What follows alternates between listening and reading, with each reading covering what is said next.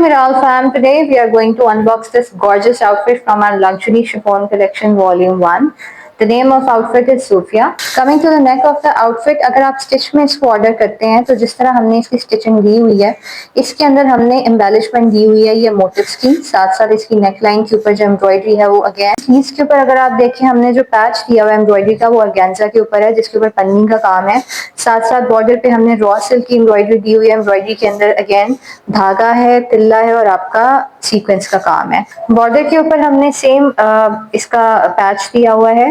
Again organza patch के ऊपर पन्नी है और साथ साथ अगर आप स्टिच आर्टिकल ऑर्डर करते हैं तो आपको ये सारी डिटेल्स भी इसके अंदर मिलेंगी।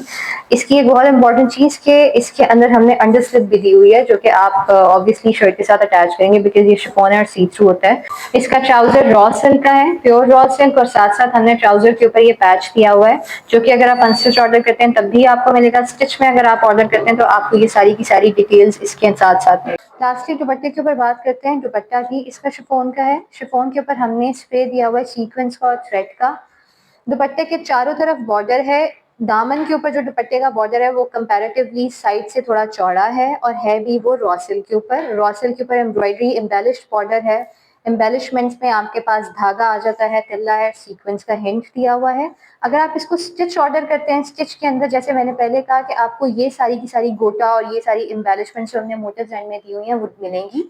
और अगेन मेंशनिंग के स्टिच के ऊपर हम लोग फ्लैट 25% ऑफर कर रहे हैं आजकल।